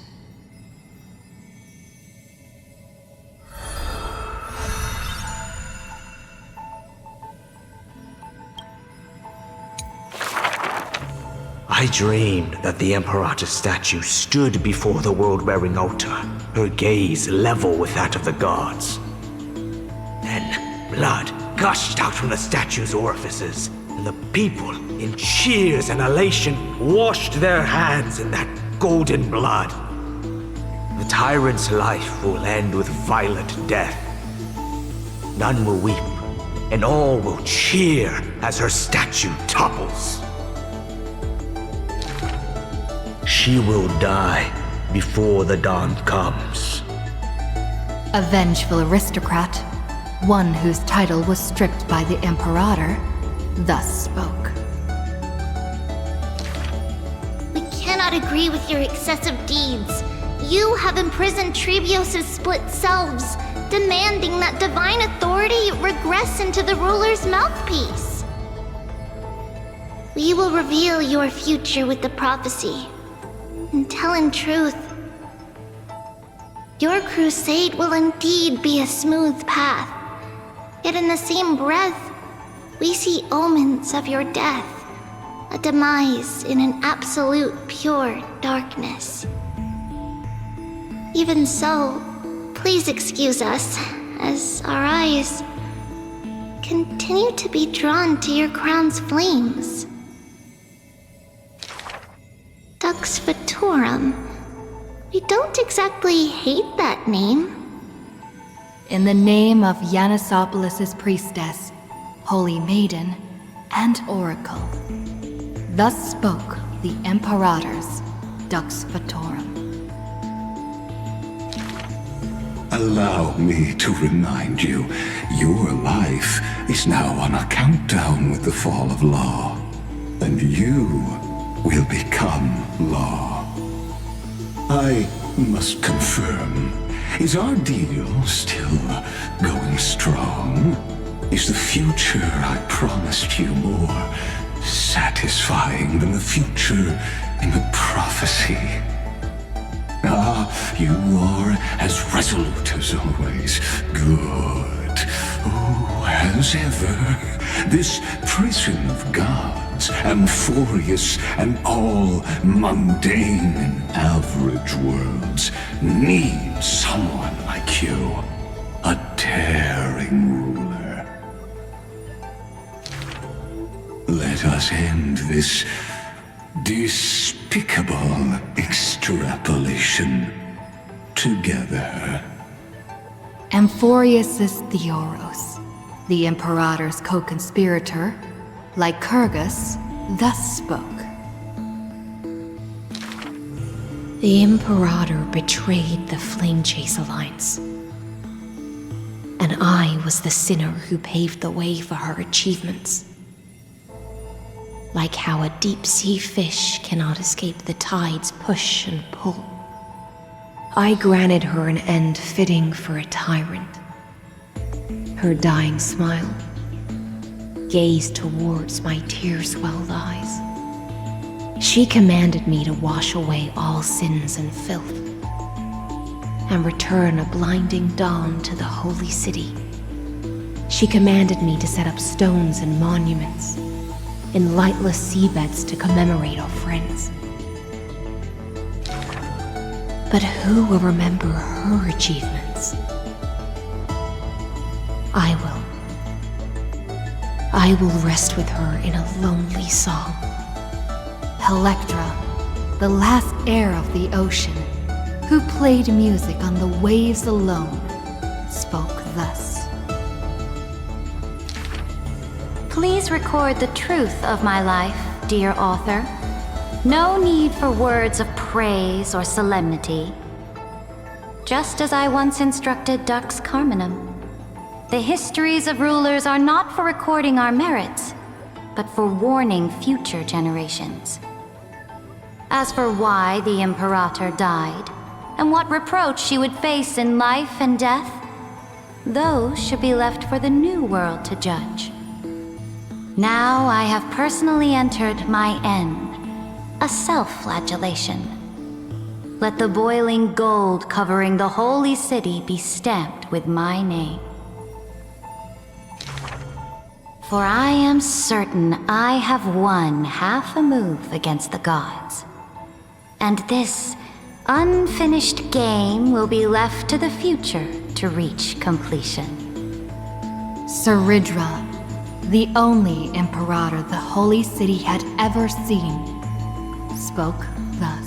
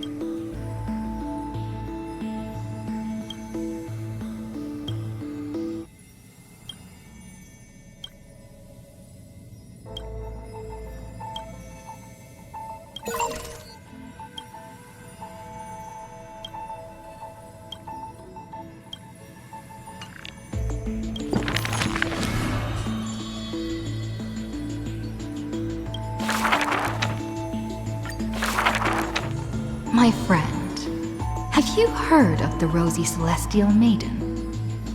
Whether in a corner of the archives, or in the depths of a cave, you can always find legends about her. She had hair like a rosy pink dawn, and a smile that could thaw the most glacial ice. Some say she was Nikador's nemesis, while others say Nestia was infatuated with her. Oh, mysterious and beautiful Celestial Maiden. How I wish to turn into a slate, forever etched with your tale. Many claim to have seen that Celestial Maiden, either in the half-remembered dreams of early morning, or in the gossip and whispers after supper. She once whispered in my ear. She once saved my life. She gifted me an ice crystal! Her worshippers recite her deeds, even writing some into family teachings. Curious poets ask up and down the land, only to find that the details of these encounters are difficult to recount, even for the witnesses themselves. In the entire Holy City, there are none who can provide proof of her existence. It is not known since when the Celestial Maiden was always mentioned together with time. People recite her name during prayer to beg for miracles to appear faster. It is said that even in the selection of priests of time, girls with pink hair are preferred. They still didn't pick me! Ugh, maybe I need to go dye my hair. The brunette candidate was upset, but the examiner responded with a smile. Don't forget the Healer of Twilight. Has a head of pink hair? She's a descendant of the sky. Scholars and poets discuss at length the origins of the Rosy Celestial Maiden. But all mothers tell the same tale. That princess came from beyond the sky. Her shooting star, like crystal ice, pierced the fog of the Veil of Evernight. She made friends with the Titan, and whenever the month of Evernight descended, they would meet again. The children loved that tale. Therefore, as the moon turned and shifted phases, the story became true. But someone always questions, unable to read the air. There are no worlds beyond the sky. So how can the rosy celestial maiden come from there? Rosy celestial maiden. A world beyond the sky. The reckless adventurer takes out the photostone, claiming it is the true work of the rosy celestial maiden. The citizens laugh at this tale, with few accepting it as true. After all, long before the guests beyond the sky arrived, the legend of the rosy celestial maiden had already covered the world. So, my friend, have you really heard of the rosy celestial maiden?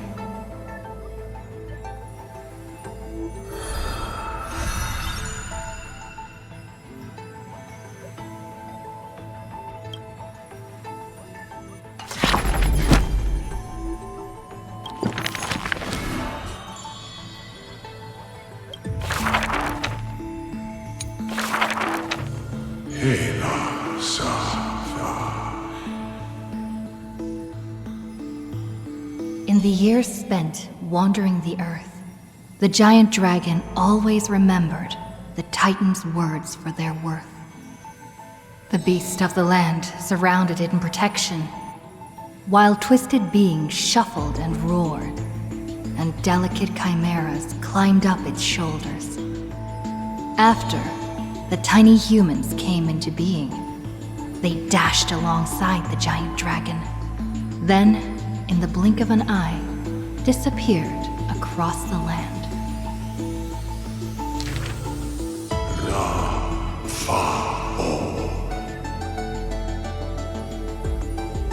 Yet, the deep irises of the giant dragon saddened in gloom. The ancient creature saw, earlier than the Titan did, hidden in the deep ocean, the incoming doom. The giant dragon recalled, at the moment that strife was born, the chalice of plenty sighed, and the heretical tide spread from the seabed. Bearing their bone-gnawing pain and agony, Georios tightened every fiber in their body, no longer hearing the call of their creations clearly.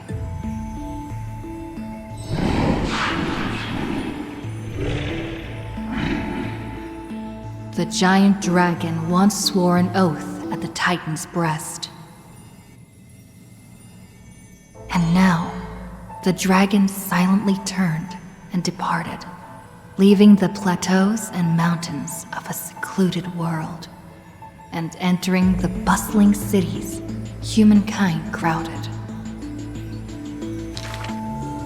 Thousands of years later, the giant dragon realized those tiny creations of Kefali had rooted their civilization in time. How can there be such a huge Dromus? Dromus? No, that's a walking mountain of gold. Curious residents were amazed at its appearance, while greedy brokers calculated its value. Yet, the giant dragon simply walked in leisure, not harming a single building of any stature, nor paying heed to anyone. It quietly listened to the people's language, and its form dissolved in the flames of war. Many years later, Aquila closed their eyes, and the giant dragon steps were finally halted. A sword master who broke the waves stopped its way, and a ruler, commander of the chessboard, looked up with inquiry. Are you the Dromus that has been attacking all states? The commander invited the giant dragon to hunt the divine flames together. The giant dragon nodded, but it did not look at the commander, and never mentioned where it came from. Its timeless sight had already seen past the Flame Chase's final plight. Georios shall be executed here! The Titan, in a painful daze, closed their eyes with a sigh.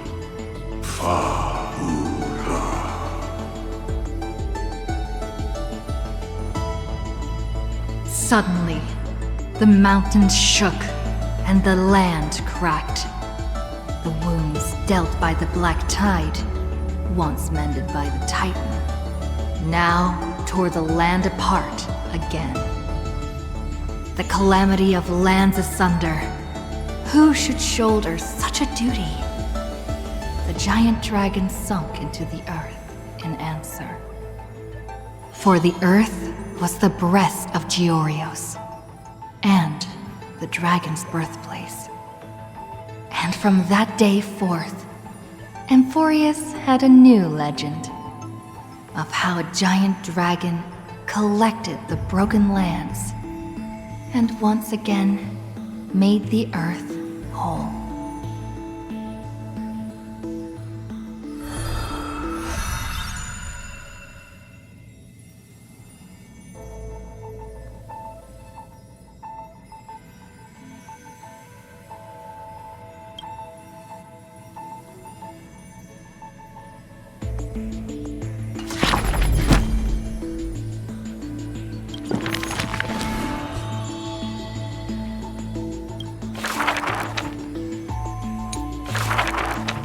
When entering the Flame Chase's currents for the first time, all the Swordmaster saw were colorful fish. She had already experienced the Imperator's dangerous games. She had long grown used to the giant beast's silent face. Carminum's charms and Helcalithist's gentleness warmed her like a spring breeze. But as Pregoris missed his throne, and Bromalis debated with joy, she was sometimes at a loss. Occasionally, the Swordmaster would sink into hesitation, and even that messenger of fate could not get her to laugh. Till one day, a golden trout's bubbles floated into her gloomy waters. In that holy city where golden figs grew, the messenger of fate led to her a maiden dressed in glamorous gowns. What kind of clothes are you even wearing? The girl snickered behind her hand, while the messenger pulled on her sleeve. Aggie, don't be rude! Such hubris, delicate fish. Are you not aware that there's food on your face?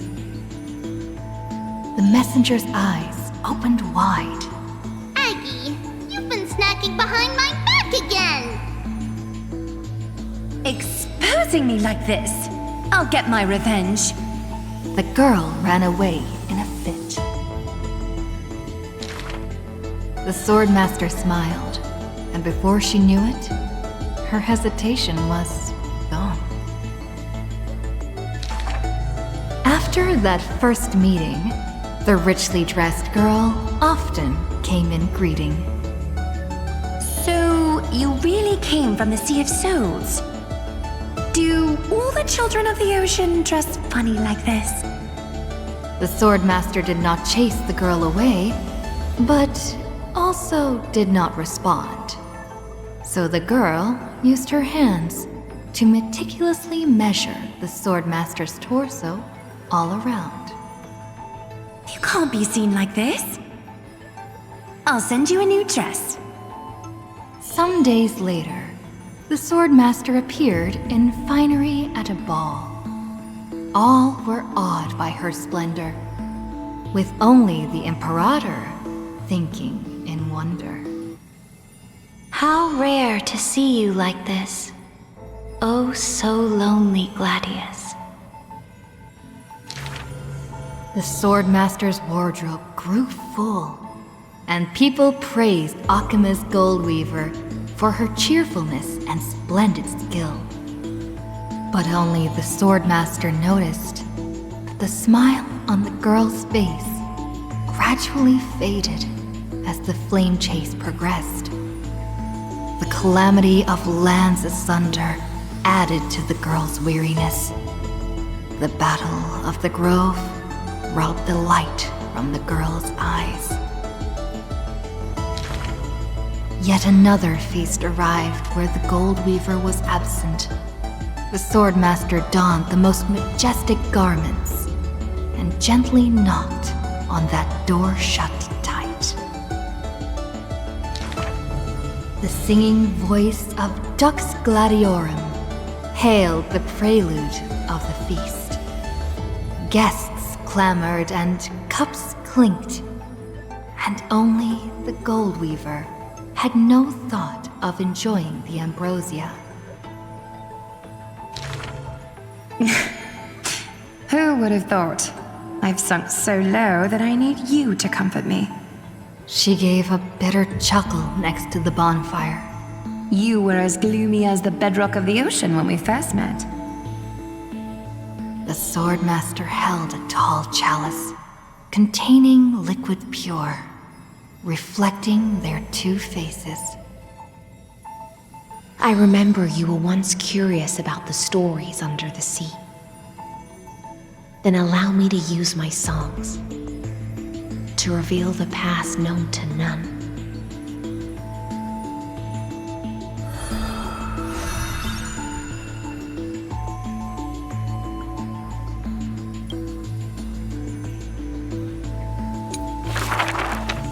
In the depths of the Sea of Souls was a kingdom of dancing ghosts. Its residents all had melodious voices, and music enveloped every ocean current. For the queen loved her people deeply, thus drowning out all sorrows and leaving only feasts and twirls. Only one rocky castle was silent, one belonging to the princess of the ocean, a princess named Electra. Were a monster of the depths to invade, the princess would raise her sword to engage.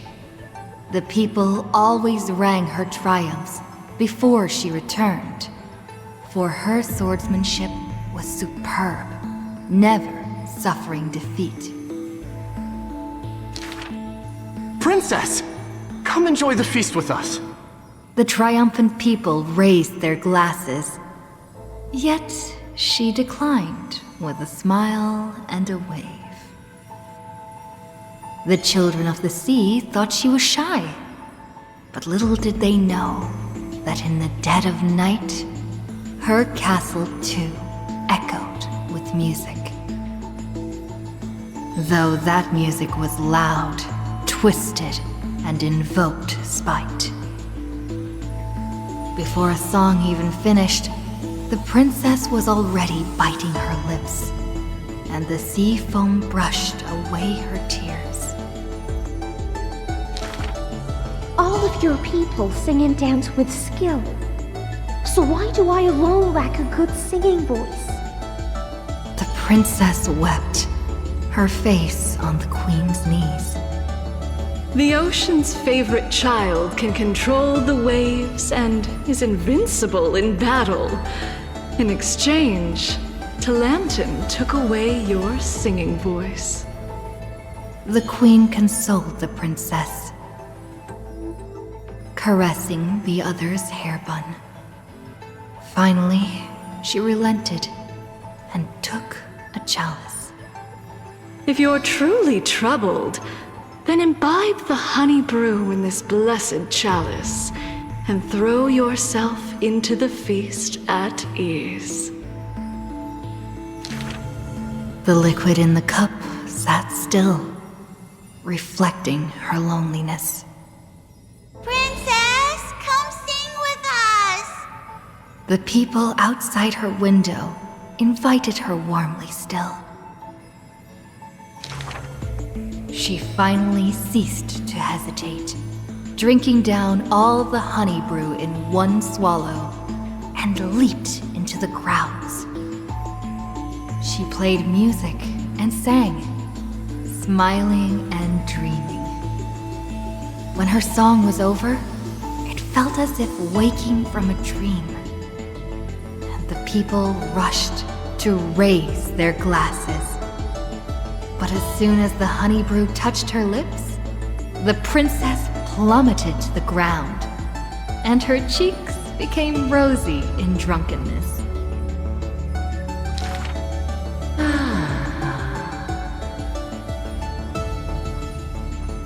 The whispers of the ocean filled her ears as the princess fell drunk again and again at the prelude of a feast. Seems like you still have not been able to get rid of that curse. The gold weaver softly took the cup away from her hand. If you want to enjoy yourself to the fullest, then leave this honey brew till the very end. She smiled, then tilted the cup towards the gold weaver's lips. Even if one is burdened with imperfections, I beg you to remember not to refuse that sip filled with fantasy and dreams.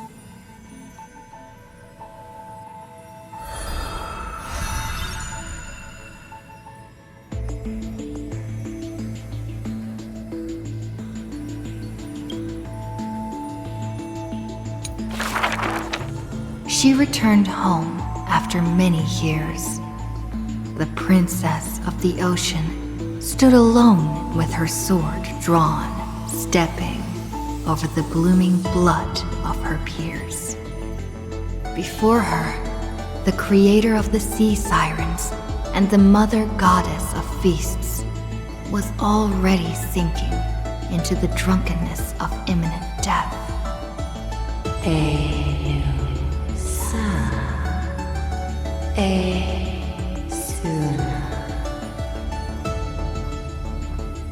When the blood pact of the law won over the ocean's core flame, the sea siren once again lost her melodious voice. I'm willing to accept the final Imperial command. But it is a pity that our feast was ultimately a mirage. The deep sea became a silent place of dwelling. Hugging her knees, Electra locked herself in. Savage and fearsome monsters swam past her, but none dared to interrupt her tragic dream. Till one day, a golden trout's bubbles floated into her gloomy waters. Long time no see, Gladius. Icinans. Now you have truly become the ocean's bedrock. Old friends met again, and new friends came in greeting. Many messengers came in company. The playful kitten hid behind the golden trout. The butterfly of the deadly shadow fluttered in courtesy. If you don't mind, the resplendent pearl sparkled. We hope you can regain your strength and sing for the world once again. Electra raised her violin sword in doubt as the strings had long ago rusted and snapped. But a few golden strands cleansed all the filth around her, then stretched out to become new strings. The golden strings showed Electra that the world she loved was not yet silent, and the journey of deliverance continued still. Yet the path to the Sea of Stars would not be a carefree feast. The golden trout never met with her again, and the waves brought endless news of sorrow. Amidst the long wait, she remained bound by decree. All the flames had died out, extinguished until this world fell into eternal silence. And the wordless enemies in the deep sea were the audience of this rite, the Theros. You already know that the world is just an illusion. The sea siren gazed out beyond the heavens and once more raised her glass to fill it with honey brew. Since the mirage of pleasures can only disappear like foam, when you return, will you save some ocean spray for me? This was a city of festivities, where never-ceasing songs eternally filled the air. Chrysos heirs, demigods, and mortals all came to feast from the four corners of the world. It was beautiful and radiant, performing the sea siren's drama amidst the revelry. The siren once longed for the banquet to never end, yet she witnessed the music fade and the guests disperse. As a fish, she was destined to drift with the waves, whether amidst the surging tides of evil or immersed in the currents of the starry sea. Until a millennium later, when the fish from beyond the sky finally took their seat. I enjoy banquets. How about you, little gray fry?